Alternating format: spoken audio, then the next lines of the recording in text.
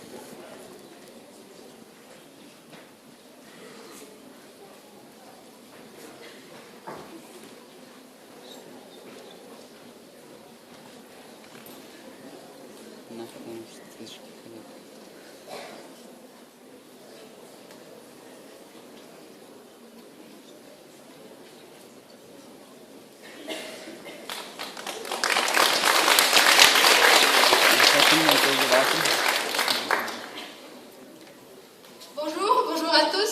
Nous sommes les étudiants en 3e année et nous avons bien l'honneur de vous présenter un petit extrait d'une célèbre comédie Tartuffe écrite par le plus grand dramaturge et comédien du XVIIe siècle, Jean-Baptiste Molière. Vous allez admirer l'épisode où Tartuffe séduit la femme d'Orgon, tandis que celui-ci se cache sous la table pour se persuader que c'est réel. Пропонуємо вашій увазі фрагмент із неперевершеного твору Мольєра. Насолоджуйтесь сценою зваблення Тартюфом дружини Оргона. Оргон пересвідчується у реальності зваблення, викриває Тартюфа і відправляє до в'язниці. Сподіваємося, ви все зрозумієте самі. Бон спектакль!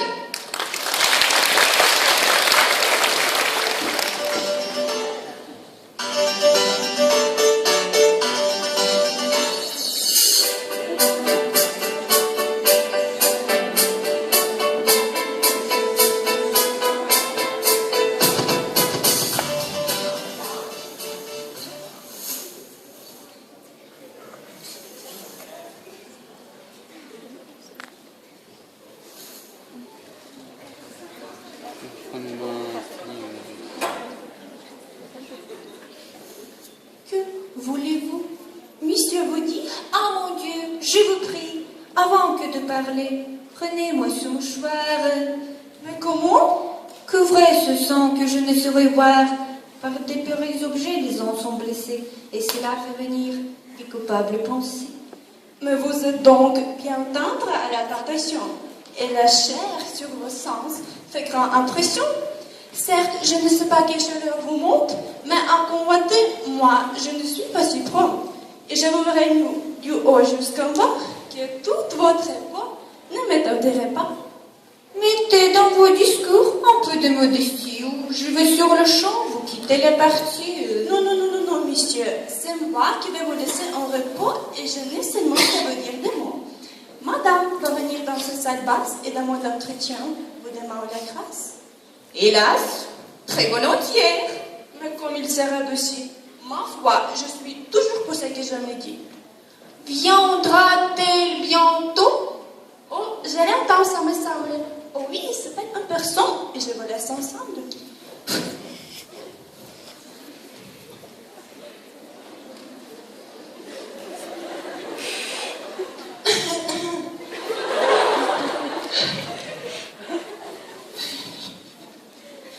Comment de votre mal vous sentez-vous remise?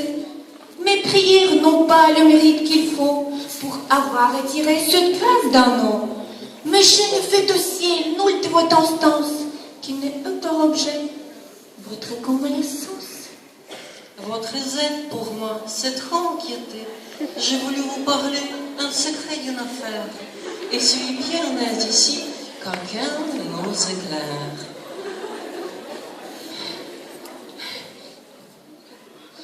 J'en suis ravie de même, et sans doute il me doux, madame, de me voir seul avec vous.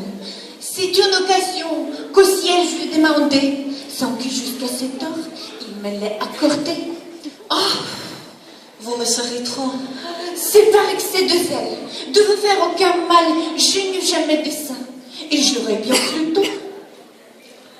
Que fait là votre main? Je tâte très lui, l'étouffe némolueuse. Ah, des grâces, laissez. Je suis fort chanteuse. La déclaration est tout à fait galante, mais elle est, à vrai dire, un peu bien surprenante. Vous devez, ça me semble, armer bien votre sein et raisonner un peu sur un pareil dessin, un dévot comme vous et qui partout en homme. Pour être dévot, je n'en suis pas un homme. Et lorsqu'on vient avoir vos célestes accords, un cœur se laisse prendre, elle ne raisonne pas. Je sais quand tel discours des mois paraît étrange, mais madame, après tout, je ne suis pas un ange.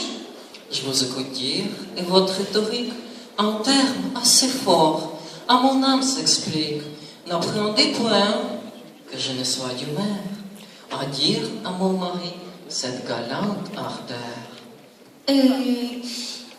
Je sais que vous avez trop de bénignité et que vous ferez grâce à ma témérité, que vous m'excuserez sur l'humaine faiblesse des violents transports d'un amour qui vous blesse et considérerez en regardant votre air que l'on n'est pas aveugle et qu'un homme est cher. D'autres prendront cela, d'autres façons peut-être, mais ma discrétion se veut faire paraître